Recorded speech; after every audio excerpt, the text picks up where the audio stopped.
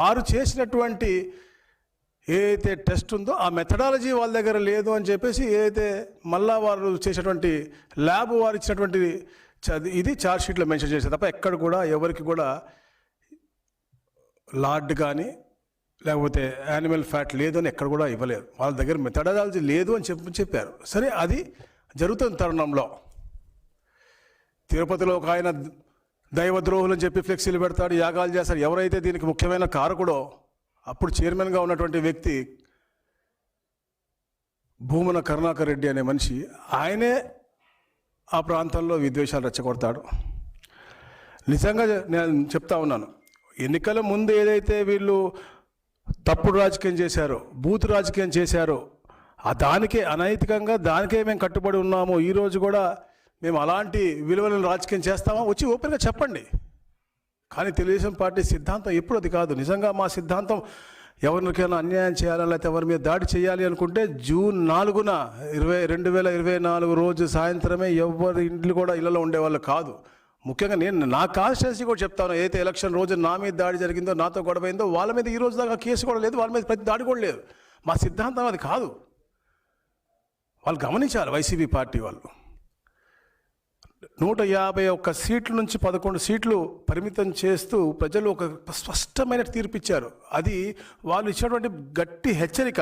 అయినా వారి వైఖరిలో మార్పు రాలేదు. రాబోయే రోజుల్లో ప్రజలు దీన్ని ఎట్టి పరిస్థితుల్లో కూడా సహించే పరిస్థితులు లేరని చెప్పి కూడా నేను తెలియజేస్తాను. ఎందుకంటే యథా రాజా తదా ప్రజ అన్నట్టుగా వారి నాయకుడు అలా ఉన్నాడు కాబట్టి కింద వాళ్ళందరూ కూడా, అక్కడ భూమన కరుణాకర్ రెడ్డి గారు అవ్వచ్చు, ఇక్కడ మొన్న చూసాం గుంటూరులో అంబటి అవ్వచ్చు, మరి నిన్న జోగి రమేష్ అవ్వచ్చు, వీళ్ళందరూ కూడా.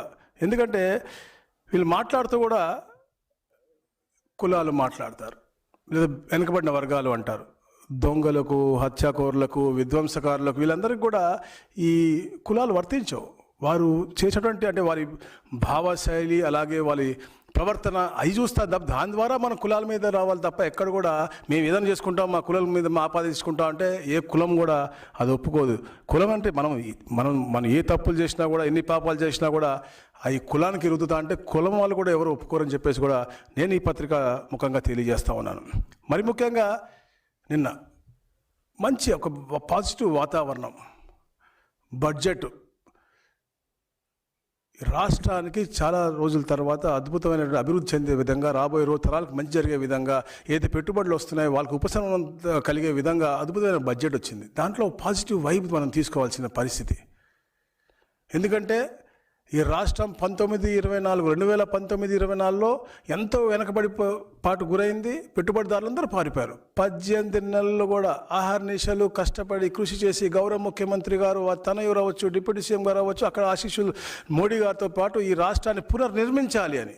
ఎందుకంటే సంక్షేమం అభివృద్ధి రెండు కళ్ళుగా భావించే కూటమి ప్రభుత్వం కాబట్టి అహర్నిశలు సంక్షేమం, అహర్నిశలు అభివృద్ధి, దాంతోపాటు సుపరిపాలన, ఈ లక్ష్యంగా గౌరవ ముఖ్యమంత్రి గారు రోజుకి 20 గంటలు కష్టపడి పనిచేస్తూ భావితరాలకి మంచి పునాది వేయాలని తపనతో, అలాగే ఢిల్లీలో కూడా వారి యొక్క ఆశీస్సులు తీసుకుని ఈరోజు బడ్జెట్లో అద్భుతంగా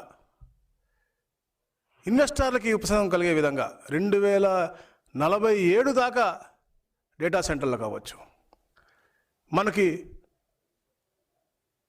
ట్రాన్స్పోర్టేషన్ వీటిల్లో అవ్వచ్చు, 4 లేన్ ట్రైన్స్ అవ్వచ్చు, స్పీడ్ ట్రైన్స్ అవ్వచ్చు, రకరకాల రంగాల్లో అద్భుతమైన ఉపశమనంతో పాటు పోలవరం, అమరావతి ఏదైతే ప్రజలు చూస్తూ ఉన్నారో అవన్నీ కూడా తొందరగా అయ్యే విధంగా కూడా ప్రణాళిక. ఈ చర్చించకుండా కులాల మధ్య, మతాల మధ్య వాళ్ళు చేసిన పాపాలు, ఎందుకంటే మళ్ళీ బడుగు బలహీన వర్గాల అభివృద్ధే మా అజెండా.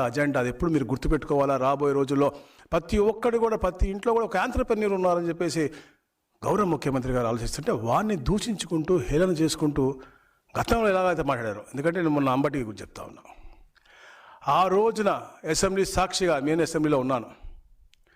ఆ రోజు మా అధినాయకుడు కంట తడిపి పెట్టడం కారణం ఇదే అంబటి. అతను స్పీచ్ ఇస్తూనే వక్రీకరంగా అందరిని రెచ్చగొట్టి మా మీద దాడి చేసి, మా అప్పుడు ఎమ్మెల్యేగా ఉన్నారు మా మంత్రులు డోలా గారును, రవి గారు, ఏలూరు సాంబశివరావు, మేము నలుగురు ఉంటే మా మీద దాడి చేసిన తర్వాత మా అధినాయకులు ఆ రోజు అసెంబ్లీ సాక్షిగా అవమానపరిచి కంటతడి పెడితే దాన్ని కూడా మీరు హేళనగా మీ సోషల్ మీడియాలో పెట్టుకున్న సంగతి. మేము అలాంటి ఎవరిని తప్పుగా మాట్లాడడం అలా అని చెప్పి మేము నిరాశ కూడా మేమేం పడం. కానీ ప్రజలు ఆగ్రహం అనేది తెలుస్తూ ఉంది మనకి.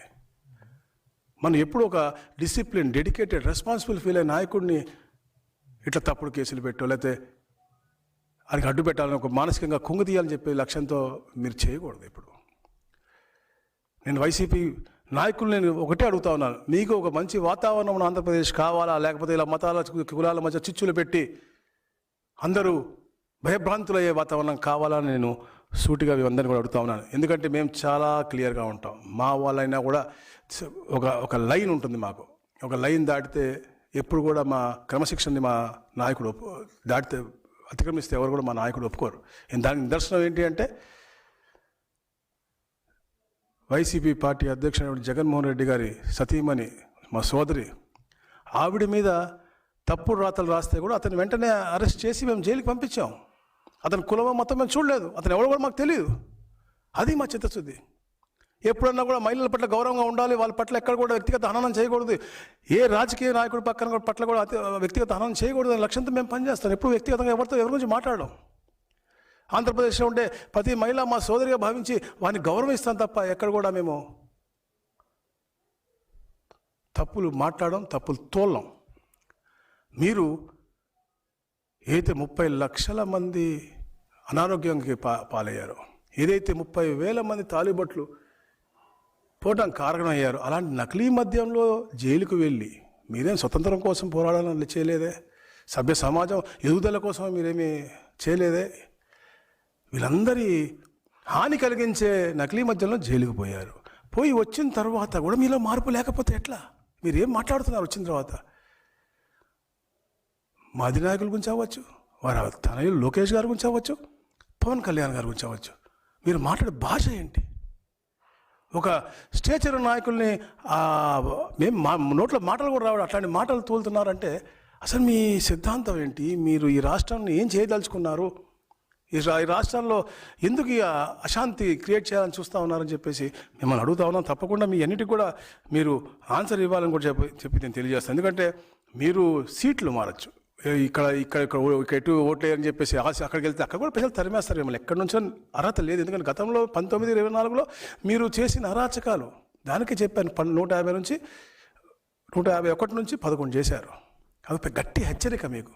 అయినా కూడా మీరు మార్పు లేకపోతే 11 కాదు కదా, మీరు రాజకీయంలో నిల్చునే అర్హత కూడా కోల్పోతారు మీ పార్టీ నుంచి ఎవరన్నా కూడా నాయకులు చెప్పేసి కూడా నేను తెలియజేస్తా ఉన్నాను.